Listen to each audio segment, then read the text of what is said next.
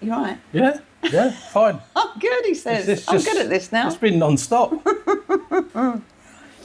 Dear reader, dear listener, dear viewer, dear follower, here we are on Our Town Has Plenty. And we're supposed to be in a summer break, which is an absolute real lie, in all honesty. And sometimes when something happens locally, we just have to say, oh, let's get this, so that everybody gets to know what's going on.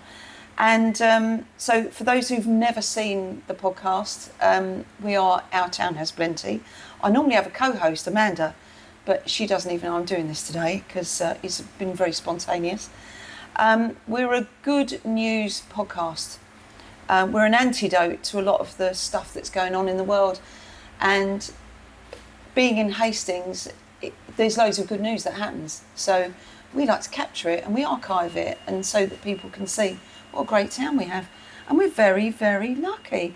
And we're a pop-up as well. So we've popped up at this wonderful place I love very, very much. And I'm going to ding. Go on then. My famous bell. Here we are. We are at the Grumpy Cook. Yes. Aren't we? We are. 1A Robertson Street. Yeah. On the corner, the illustrious blue building. It sticks out. It does stick out, which is great. And ironically, I'm going to go into some history in a minute, but you currently, Barry Ashley, this is your second go on here, and that took a while actually to get you to come on, and you came on in January. Do you know that? Was it January? It was January. You were the first one back. Oh, okay. It was cold, and we were at Hastings Furniture Service. It was, yeah. It was chilly in there. It was chilly. Yeah. It was chilly. But Kate ran round with copious cups of tea, which I thought was very good of her. But so this is the second time that you're in front of the camera, and like your building, which sticks out because it's like. Are you saying I blue. stick out? It's like a TARDIS outside, isn't it? But it is. But you now, instead of running under the radar, which you always have done, you're out in front. Yeah, I'm not too sure if I feel too comfortable with it, but because then the knocks start coming and the comments start flowing and everything else. Well, when you stick your head above the parapet. It always does, yeah. So you've got to take that and you've got to weigh it up with, the end justifies the means. Absolutely. So Grumpy Cook has become famous. It went viral. And Barry Ashley is the Grumpy Cook, the man behind it all. Yeah, it is me. And yeah. it is you. I can't blame anybody else. You are to blame. But you're somebody who I hold in very high regard and always have done, and always championed you from the beginning. We met when you had the Bale House up at the country park. Right. And I asked you had lovely staff. We always got lovely staff, which we know. But the girls up at the country park. I said, is he really as grumpy? And they went, oh yeah, he's grumpy, all right. Yeah. But and they said, I said, where is he? He's out the back. And I said, does he come out? Said, no, not much. But we did meet and we had a chat, and you talked about coming from Croydon. Yeah, I did. I was. You haven't always been here. You're not. No. I'm a Fulham boy by birth. Oh, my sons will love that. And then grew up in Streatham. Yep. And then my mum moved over to Sutton. And that's up there with my first career. I was in swimming pools. I was a lifeguard where I met Mrs. Grumpy. And and so we got married and we moved to Croydon, and we was there 14 years. Yep. We still got, I've got rid of them. We've got 3 children, but the middle one was autistic. Yeah. And at the time, I mean, the two boys were sharing, and it just wasn't fair on the eldest Sam because he couldn't get to sleep. Connor would be awake all night. And so we needed a 4th bedroom, and in Croydon at that time, you got no hope. There was no hope of me finding anything. Sure. So I knew a couple of people down here, as I used to be a Freemason. And I knew a couple of people down here, so we drove down and had a look around. and saw the house that we still live in being built, and that was in 2001. Wow. And we moved here the day after George Harrison died. So. Oh wow. Yeah. So it was actually announced on the day we were moving. But My favourite Beatle. Yeah. Yeah. So that was. So I've never forgotten it. So we've been here now. What? 25 years. Yeah. And it's been. I've always loved the town. I moved away for a few years. Me and Mrs. Grumpy had a separation of the ways, but we got back together again. I always said I'd come back. It pulled you back. It does. I mean, it's a great place. I really do love the place. There's something unique about it. Can't always put your finger on it. It's utterly bonkers. To me, anyway. I mean, we see all sorts. Valid. Yeah, we see all sorts go past the window. Yeah. And you go, but nobody else is looking. It's just like that happens every single day. And wow. Well, the thing is about our town, which we absolutely love, is the fact that it's. I'd say there's a phrase that often trips off your tongue. Nobody cares what anybody's doing. Actually, they care a great deal. Nobody minds about what anybody else is doing because everybody dresses how they want. Yeah. They behave how they want. They do. Yeah. Oh, yes. There's no mirrors in this town. There's no full-length ones. Anyway, but it's full of style. It is. And it's full of it feels very free to live here because people can. And do literally, it's very much a free place. Yeah. So that's what attracted you. Yeah, it is. And the school certainly. The kids went to Battle and Langton and then on to Claverham. Yeah. Connor went to Torfield. Torfield. Yeah. That's it. Yep. He went Brilliant there. School. People come from miles away to come to Torfield School. We loved that school. We thought they did so much for Connor, and for about 5 years, we did some fundraising for them. We held a ball every year. Love it. And we got different things to raise money. So I think in the 5 years we raised just over £20,000 for them. That's fantastic. And but this is you though. So you because I've got to get to the juicy bit here because your history is full of how can I make a difference? That's your ethos, even when I was working in, like I was managing the swimming pool, and I wanted the place to be like you're going into a private gym, but it was at local authority prices. Yeah.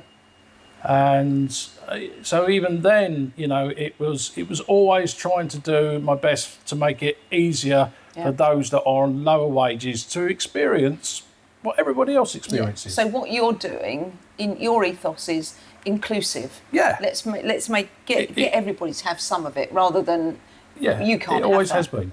So having met you, and I loved your grumpiness. I thought your grumpiness was it feels like what's the word I'm looking for, Patsy? Speaking words, Pat. Come on. It feels like it's people think of grumpy people. I don't think you're grumpy at all. I think what you've got is a massive, great big heart. And you're also, what I love about you is that you're not a writer. You don't just write things down and talk about it. You're actually a doer, and they're the people that I respect the most in this town. That's the thing I've been frustrated with all my life, with people that just sit around and talk. Talk is cheap. Yeah, they just sit around and then they'll have meeting after meeting after meeting and nothing ever happens. No. I think a critic of mine would say that I run too quickly, but that's me, and I can't change that. Well, you've rung me to ask. I've got an idea, and I love the fact that I've got this idea. What are your thoughts? Yeah, and it's like, I know. Great idea. So you're full of ideas, and I'm going to talk about some of these ideas. So you've had, some of these are still running, some of these happened and then stopped. So the Pay It Forward scheme, which I love. That's still going and been extended. Yeah. So, what started off as just some coffees and a breakfast is now the picnic boxes that, families can claim and go out, enjoy themselves in the park. And then we got the Pay It Forward ingredients bags again. So, we're trying to, so people can take home fresh produce and cook it at home for at least a family of 4. And someone else, because when you come in here, there are now, thankfully, I love the fact that you asked, so, I'll come back to that.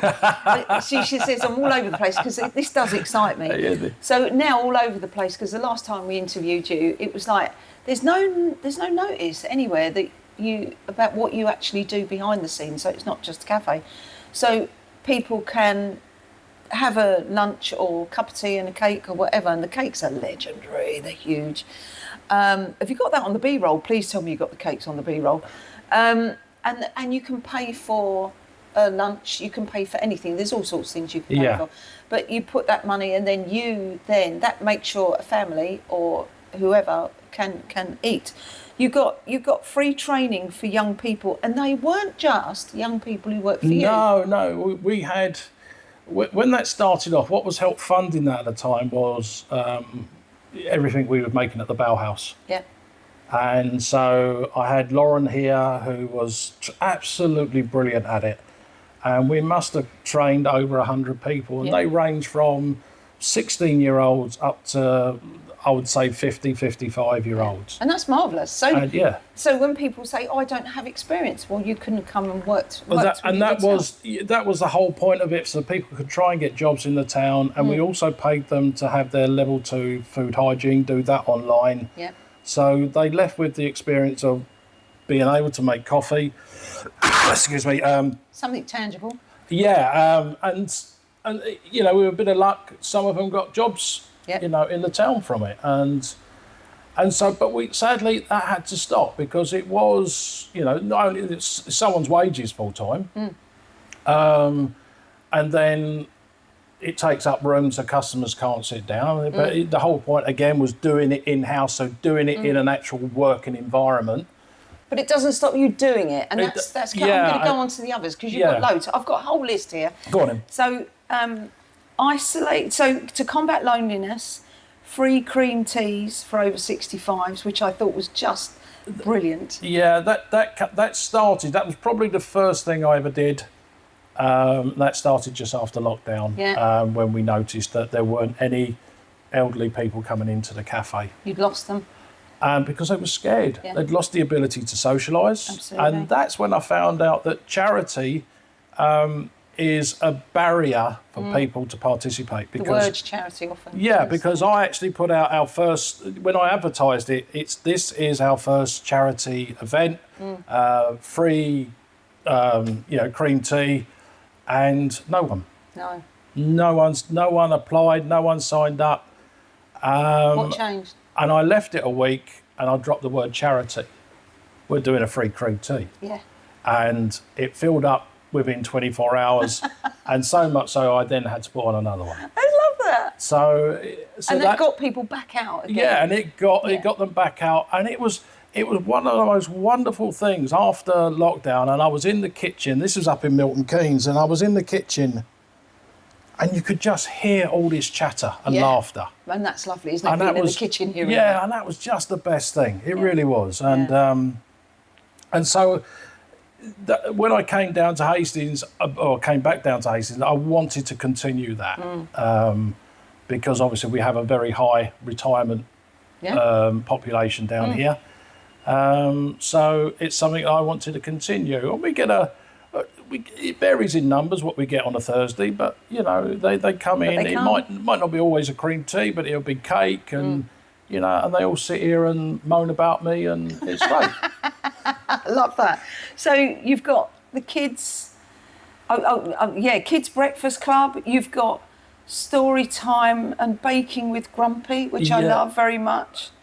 So the kids' breakfast club, you did an after-school club for a while? I tried it, but it never worked. No. No, teenagers, why would they want to come in here? We're not hip enough. I went to, I think I did a talk at Bexhill College, and Great college. it is, but it was like pulling teeth. Yeah, I can imagine. And it was something that when I went in there, and it must have been about 30, 40 of them, and I said good afternoon, and not a word. No. Not a word, not a peep. I said, let's try this again, shall we? And Did you get much response? oh yeah, because I said to them, I said, look, I'm an employer, and you're young people, and you want to go, you might walk into a cafe, or you might want a job, and he or she will say good morning or good afternoon. Yeah. And trust me, you don't answer. No. You're not getting a job. Absolutely. And also, you won't get a tip. Yeah. I said, so we'll try that again, shall we? Yeah. Good afternoon. It was good. Good afternoon. These are lovely initiatives. So some of these are still running, some of these were short term. Help a Hastings Child, so school equipment and warm clothes and stuff donated. That has happened every year in some other, in one way or another. So we've had the clothing, we've had the school equipment, and this year, because of the one of the benefits of climate change is that we're getting lovely summers. Yep. And so I thought, well, I've had a couple of cafes in parks, and many parents, those that are on lower incomes, they'll drag the kids away because no, we can't afford it. We're not going in there or whatever. And so, as part of growing up, you want good memories. You want happy memories. And if your parents or your carers can't afford to take you out, then it's a long summer session. It really is. No, it is. And so that's why I introduced like the picnic boxes, and so families, because if they're coming into town, they go to the beach, they can come in and grab that. Order one ahead, pick it up, and over they go. And and lunch is completely free. Exactly. I love that. You've done Christmas parties and Easter egg drives. As someone who's also done Easter egg drives and kids' Christmas toy drives, people love to involve themselves with that, don't they? They do, yeah. So many people wanted to volunteer, especially at Christmas. Yeah. The first one we did was just absolutely manic. It was great fun. The presents that were donated were just incredible. And I caught a really bad virus over Christmas from it. So I thought, I vowed then I'm not doing the next one 3 days before Christmas because I'll just be ill. It's there's a sweet spot, isn't there? Yeah. That sort of 16th or 12 to 16. Here, little child, have a present. Exactly. And no, I he don't or mean she, age, I'm talking about the time in December. And then after that you can... Yeah, but it was like, have a present. They go, you have a virus. Oh, thank you very much. Fair exchange. But the other thing that you did baby formula, and you said nobody took that up? No, nobody took that up. Again, that was at the time when, there was a lot of publicity about parents going into supermarkets and shoplifting it. Yeah. And, it became very expensive. Yeah. Again, it just hurts to hear that happening. I mean, how desperate must you be to go into the supermarket? Expensive. And you were giving it away. I remember seeing rows and rows of it on the shelves when you started here. And I remember talking to the previous MP. She stated that we're going to go hard on these people shoplifting and we're going to lock them up and everything else. And I thought, that's the wrong route, my love. It's a symptom. It's not the cause. Yeah. Let's sort out the problem first. Yeah, absolutely.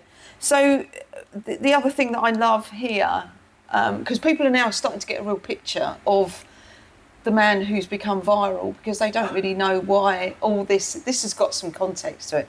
So you also currently partner with Men's Room, don't you? And you have men's mental health. Yeah, I first met the three guys a couple of years ago, saw what they were doing, and when I met up with them, and they came down to do a podcast. That was it, and that was quite fun. It was a fun evening with the few of us, and they really inspired me with what they were doing.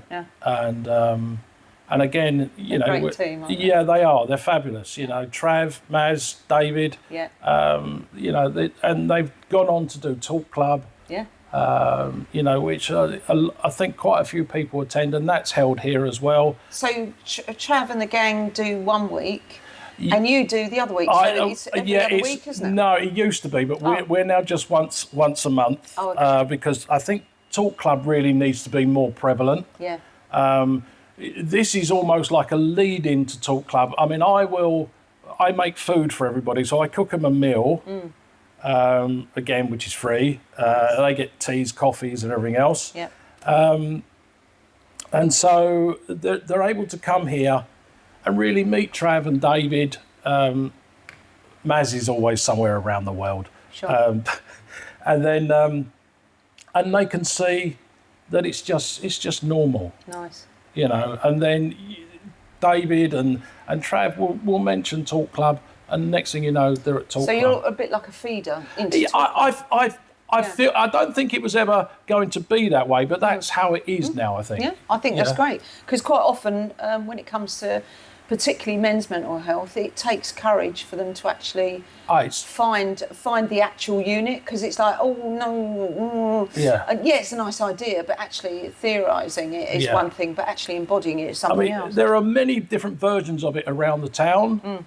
But I just wanted it that, well, my life is food, so it just made sense to come into a cafe and have food. Yeah, and I think this is why I love, because there's three units in this town that I really love. Your Good Self, Sustenance, Food Support, which is Rima, and Megan Skinner is project manager for Surviving Christmas. And I think and it's always around food. There's a thing about food that in most cultures, it's like, well, it's where you all do your talking. It's where you get to connect. It's where you get to be with people. Food is the joiner, but it helps people open up. It does, and also it's essential to life. Yeah. So that's why I love all three of you. You do so much good work. So the what you're doing is by doing it, because I'm a big person about, let's do something with dignity. Keeping people's dignity is really important. Absolutely, it's first and foremost absolutely of what we do, and that's why when you come in here, there is very little to say what we do. Yeah. Because I didn't want it to be seen as the charity cafe. No. Also, virtue signalling. You don't want anything to do with that, do you? No, and I don't want people. Oh, you've got in there. Oh, are you struggling? Yeah. No, it's not about that. It's a normal cafe, but we do different things. Yes. You're an inclusive. Absolutely. Cafe. There's no stigma. No stigma whatsoever.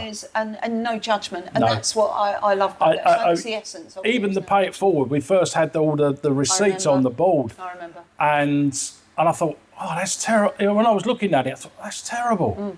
Because if you're struggling, the last thing you want is everybody looking at you when you're looking at the board. Yeah. So now they've got used to just coming up to the counter and asking, what's available. So. Exactly. So the last time we got to chat with you, which was the beginning of the year, asking was your biggest weakness. You struggled with asking, and I'm quite blatant about asking. I think if you don't ask, you don't get. The worst thing anybody can say is no, exactly. and I understand that, but I'm the worst. So what changed? You.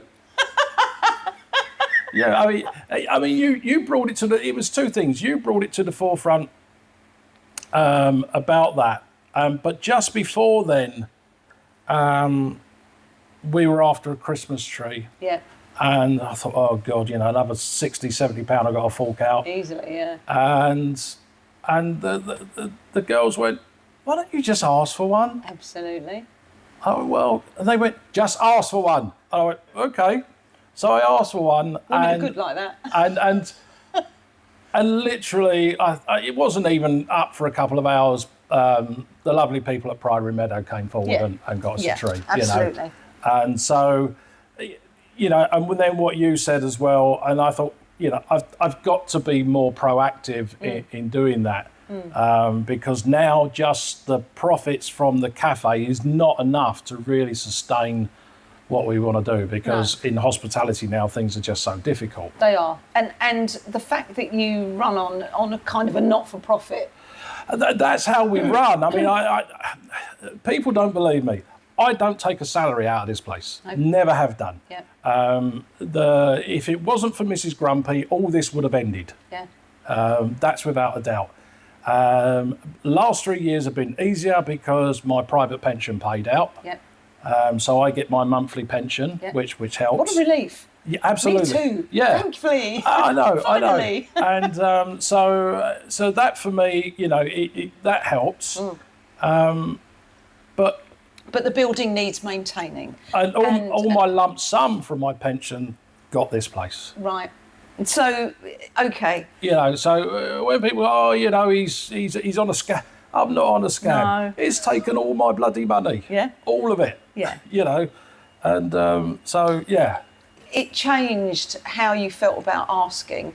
And so you went viral last week, wasn't it? It was last week after the leader of East Sussex County Council. I heard via Helena, our MP, Helena Dollymore. Yeah. She was on Facebook and she was calling out the council about stopping the food vouchers during school holidays. I just thought, what? Not again. You know, this is going back to Boris times. Boris time, yeah. And so I lost.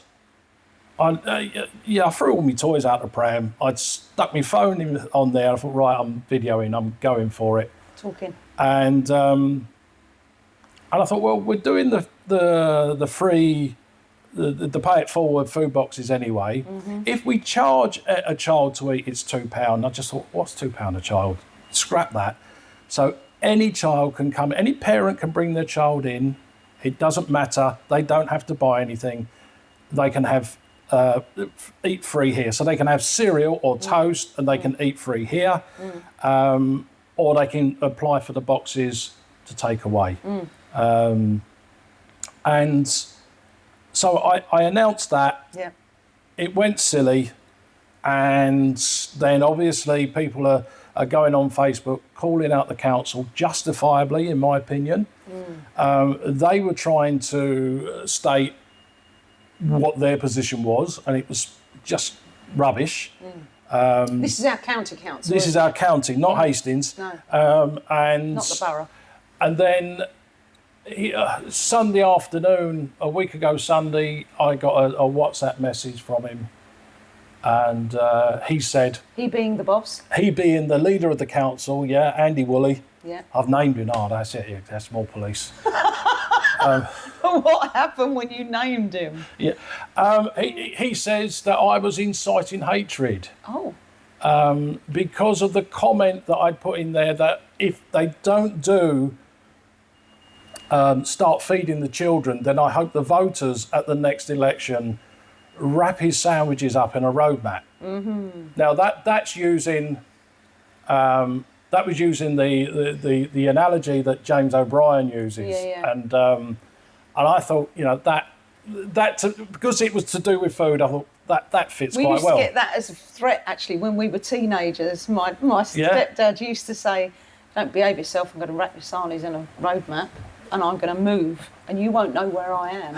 And it'd be a threat. But yeah, James uses it. Yeah. Anyway, I left it. It was about another half an hour, and then an email came through, official East Sussex email from him, threatening legal action this time, me and Helena. And he was reporting her, I think, to whether it was the ethics committee or the speaker, something like that. Yeah, Speaker of the House. Yeah. And it was just plain ridiculous. Yeah. And I thought, oh, what shall I do? Shall I call? I don't have Helena's number. Yeah. And I thought I'll email her. And And I thought, oh, I'll leave it. It's Sunday. Crikey, I'll just leave it. Why? Yeah. And then Mrs. Grumpy came home, and these sort of things, I thought, I don't want to worry her. I'll leave it. Mm-hmm. And then the phone went, and it was Helena. And I thought, right, so now I've got to talk about it. And Mrs. Grumpy's sitting there. She's going, and,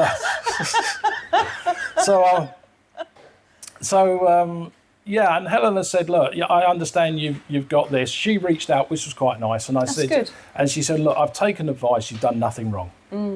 I said, oh, that's great. So, again, I wasn't going to mention it online until I think Helena did. I thought, right, that's it then. It went a bit mad, though. It did. It and then the Daily Mirror got in touch. Daily Mirror, yeah. And the reporter there, I only know him as Dave. Yeah. Cheers, Dave. He got in touch and he took some details. And amazingly so, they ran with it. It was a long article online, but two photos of me in the Daily Mirror. I mean, I know. And if great. you looked on the other page, it was Paul McCartney, and both of us had the same column inches as. We were measuring that. You were making sure. So it went a bit mad, didn't it? And subsequently, what came out of that was we had a chat because I was watching it happen. Being such a social media person, I was watching it happen, and it was crossing platforms. And as I watched it cross platforms, it started to get the interest. It got the interest of James O'Brien on LBC. So when we spoke on Saturday morning, it was like, I'm on James O'Brien on Monday. Yeah. I went, wow, my hero, because he has a massive following. He does. Simon Harris. Good old Simon, yeah. Man behaving dadly, who raised the money for the RNLI, didn't he, for the lifeboat, which was fantastic. The Farage boat. For the Farage boat. So every time somebody was complaining, somebody from a party that shall not be named, but we all know who they are, were complaining about the RNLI helping people out at sea. Yeah, how dare you save lives? How dare you save lives? So what was coming back from that was people were saying, oh no, I've just donated to the RNLI. What's wrong with me? And Simon would say, don't do that. And of course, the more that happened, the more people donated. Yeah. He has raised 347,000, I think, at the last count. Wow. Which is fantastic for the RNLI.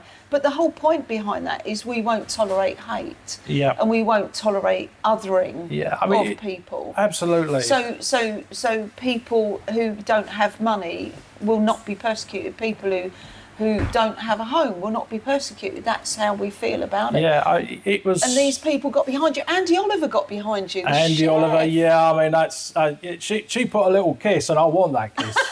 I'm cashing it in. I want that. I want that. You I want it that first, Andy.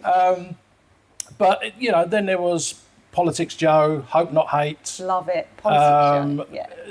All of those picked it up. Yeah. And then James Dart down in. I love James Dart. Down in Devon. J Dart.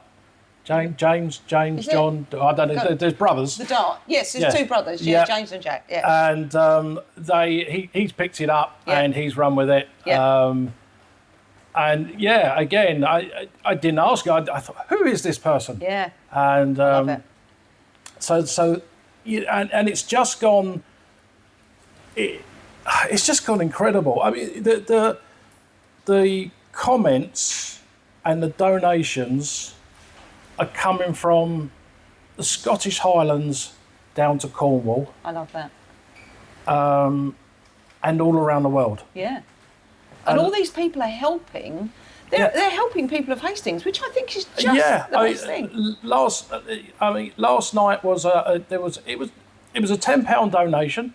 Some people are just doing £1, and that is so nice because these people can't afford anything, but they're still donating. Yeah. And that's just incredible. But this was like £10 from the west coast of Canada. Yes.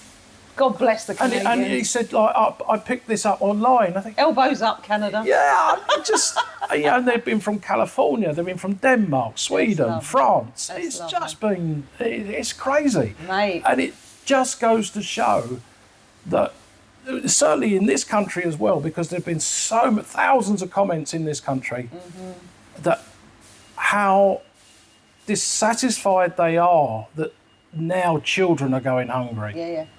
We won't stand for it any more than the time of when Marcus Rashford said, no, this is where we're drawing a line. Yeah. And it was overnight that he got all those signatures, and we were all behind him. Yeah. Policy changes, people have to stop.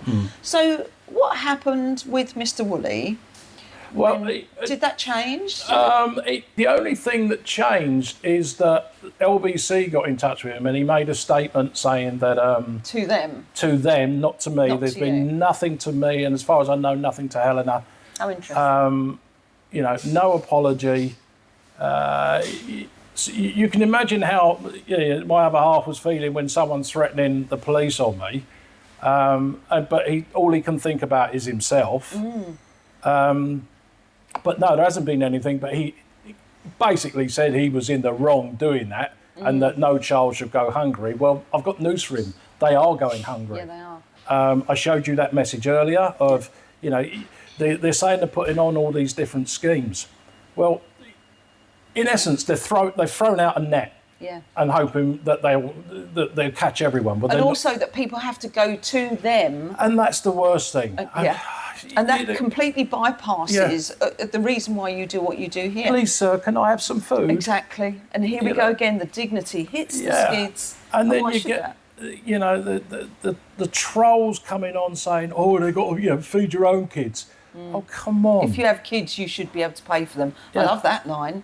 Well, it's there, but for the grace of God, go all of us. Yeah, we're only 3 months away from losing our homes, and so no. After Truss's mini fiasco, my neighbour who'd been renting the house for 15 to 20 years, he got a letter from the landlord saying that the rent was going up £600 a month.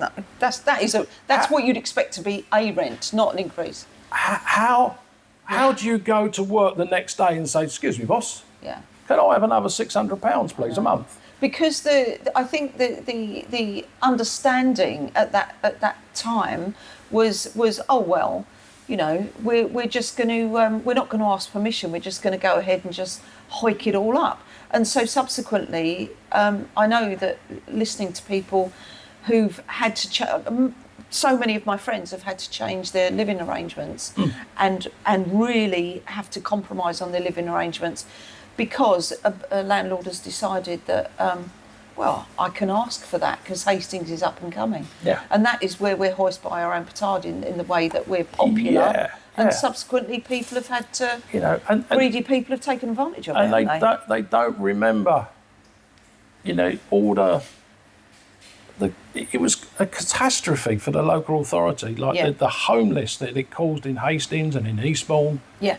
It's well, just... because we're coastal, we are always going to be one of the hardest hit. And people always say, "Oh, it's lovely living by the sea," and you say, "We've got 180 degrees of opportunity."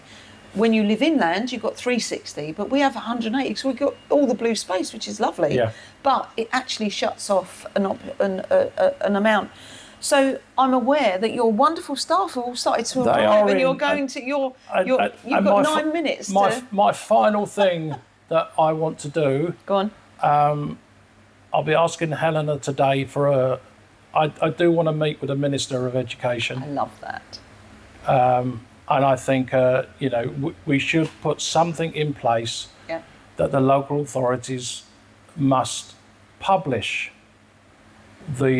what they're doing to make sure that the poorest children are not going hungry. Yeah, absolutely. And they must, state what they're doing, and so that everybody knows, and that no child, goes hungry. They have to contact them. Yes. They know who they are. I mean, it's bizarre. Yeah, exactly. Everybody knows exactly. It's the same old thing. If you want something, you apply for it. If you owe them, They know who you are. Exactly. They'll They find know, you. They know where you live. God forbid you drive up the bus lane. Everybody knows how to get hold of you in 2 seconds flat. If they can do that for a bus lane fine, they can absolutely do that to find out where the kids are. They do. They know them. Those on free school meals for a start. Yeah. You know, it's and that should be something where, again, it's a proactive thing from the council. We need to. This is my last thing. If they're talking about slashing the benefits, the welfare budget, well, that's just cutting people off. I've not heard what they're going to do about anything else. If they're going to do that, what they need to do is invest in children now. So give them everything they need, make sure they're fed, make sure they have the right uniform, make sure they have the right school equipment. Schools, invest in the schools, make sure the schools get everything they need, the teachers get everything they need to supply the best education that they can. Then if those children in 10 years' time, when they leave school or college, and then they get good jobs, start making money, paying taxes. They're lifting themselves out of poverty. Of course, and and there's growth there, isn't there? So there's your growth, and at the same time, that starts to reduce the welfare budget down the line. Yeah, it does, and it's prevention really more than anything else.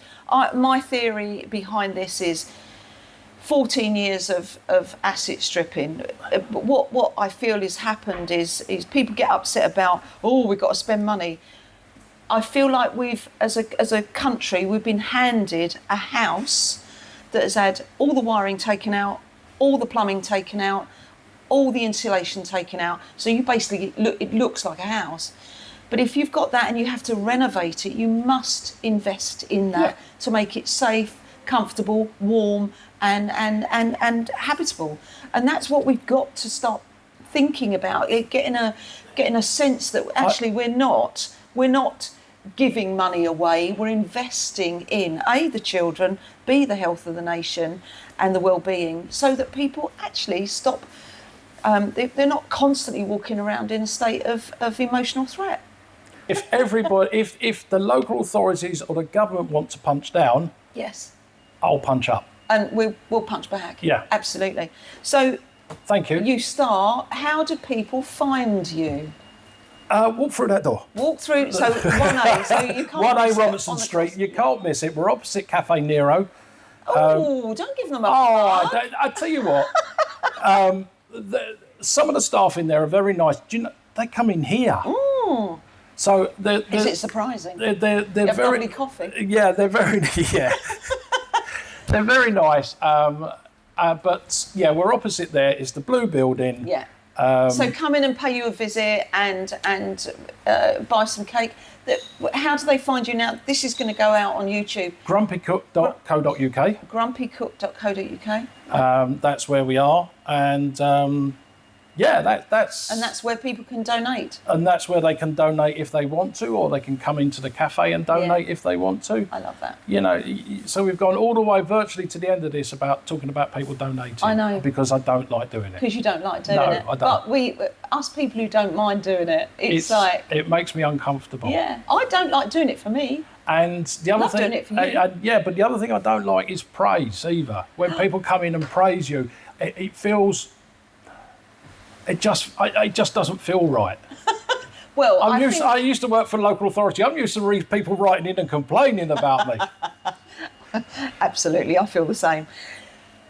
You're very worthy of this praise. You're, as you say, we will fight back, because we're fighting for the kids, we're fighting for the families. Yeah. And someone's got to be their advocate because they're not in a position to. So we're going to have to do that. Yeah, somebody has to speak up for those that are less well off in this town and in this county. And it's what Hastings does best. Yeah, and as the great late Tom Petty. Oh, Tom Petty, yeah.